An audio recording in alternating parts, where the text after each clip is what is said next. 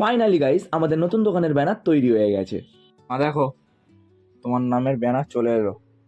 সব ভালো করেছে, কিন্তু এখানে এইটা মিস্টেক করে দিয়েছে। এখানে এটা প্রো হবে, প্রো করে দিয়েছে। হ্যালো বন্ধুরা, তোমরা সবাই কেমন আছো? আশা করছি তোমরা সবাই খুব ভালো আছো। সকালবেলায় মিষ্টি দোকানে চলে গেছিলাম টিফিন করার জন্য রাধা পল্লবী কিনতে। তারপর রাধা পল্লবীটা কিনে চলে এলাম বাড়ি এসে খাবারটা মায়ের কাছে দিয়ে দিলাম প্লেটে করে দেওয়ার জন্য। আর এইবারে ভাই দেখলাম সকালবেলায় ঘুম থেকে উঠে ফোন ঘাঁটতে শুরু করে দিয়েছে। মা খাবারটা প্যাকেট থেকে বের করে প্লেটে ভালোভাবে সাজিয়ে দিচ্ছিল, তারপর তাড়াতাড়ি টিফিনটা করে নিলাম। আর এইবারে আমার সাথে কুম্ভকর্ণও খাচ্ছিল বসে বসে। টিফিন করতে করতে মা বলল, দাঁড়া দাঁড়া, মিষ্টিরও ব্যবস্থা আছে। কিন্তু এখানে অনেকগুলো মিষ্টি ছিল, কোনটা খাবো বুঝতে পারছিলাম না। ভাই দেখলাম ও যে মিষ্টিটা খাবে সেটা প্যাকেট রাখতে না রাখতেই নিয়ে নিল। তারপর আমিও আমার মোটামুটি পছন্দ মতো দুটো মিষ্টি খেলাম। খেয়ে আমি আর ভাই বেরিয়ে পড়লাম আমাদের নতুন দোকানের ব্যানারটা আনতে।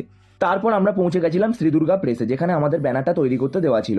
অনেক দিন থেকে হয়নি করে ফাইনালি আজ ব্যানারটা দেবে বলেছিল। তারপর উপর থেকে আমাদের ব্যানারটা নিয়ে এলো। ফাইনালি গাইস দেখতেই পাচ্ছ আমাদের নতুন দোকানের ব্যানার রেডি হয়ে গেছে। ব্যানারটা ছিল 8 ফুটের ব্যানার, আর দোকানের নাম দেওয়া হয়েছিল প্রতিমা এন্টারপ্রাইজ। প্রতিমা হচ্ছে আমার মায়ের নাম, আর আমাদের দোকানের নামটা মায়ের নামেই রাখা হয়েছে। তারপর আর কি, মাথায় করে ব্যানারটা তুলে নিয়ে চলে এলাম বাড়ি। দেখো তোমার নামের ব্যানার চলে এলো। সব ভালো করেছে, কিন্তু এখানে এইটা মিস্টেক করে দিয়েছে। এখানে এটা প্রো হবে, প্রো করে দিয়েছে। এটাকে আবার কি করা যায় দেখা যাক। দাদা বললো ঠিক করে দেবে। ব্যানারটা দেখে বুঝতেই পেরে গেছে সবাই কিসের দোকান হতে চলেছে।